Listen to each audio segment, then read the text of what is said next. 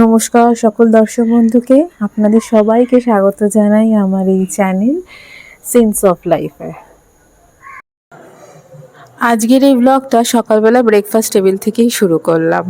Breakfast হয়ে যাওয়ার পর আজকে খুব ভালো একটা রান্না করব ভেবেছি।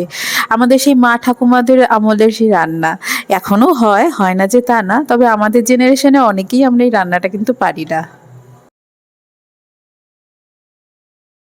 মাছের মাথা দিয়ে পুঁই শাকের ঘ্যাট খুব ভালো লাগে জানেন খেতে। আজকে পুরো রেসিপিটা আপনাদের সাথে শেয়ার করব। চলুন এবার রান্নাটা শুরু করে দিই। দেখুন এইখানে পুঁই শাক কেটে বেছে রেখে দিয়েছি, মাছের মাথাটাও ভেজে রাখা হয়েছে, সব সবজি দেখুন সুন্দর করে কেটে রাখা হয়েছে এবং সবজি কিছু সেদ্ধ করেও রেখে দিয়েছি।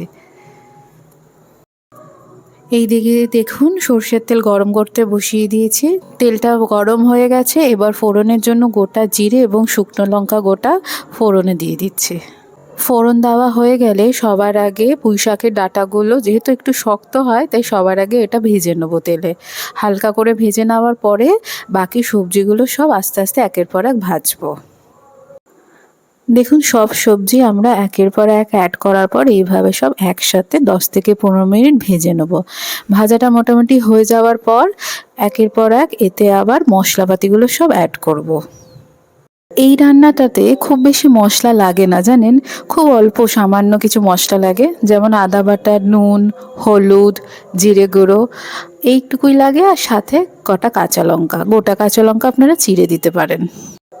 সমস্ত মশলা এইভাবে দেওয়ার পর ভালো করে সবজিগুলো কড়াইতে নেড়ে নেব এবং সর্বশেষে পুঁই শাক এবং কুমড়ো এই দুটোকে লাস্টে দিয়ে দেবো।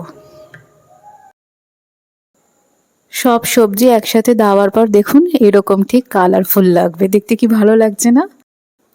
সব সবজিগুলো মজে এলে পরে পরিমাণ মতো জল দিয়ে তারপরে মাছের মাথাগুলো এইভাবে ভেঙে টুকরো করে এর মধ্যে দিয়ে দিতে হবে। এরপর ওপর থেকে কাঁচা লঙ্কাগুলো চিড়ে এইভাবে আমি দিয়ে দিলাম।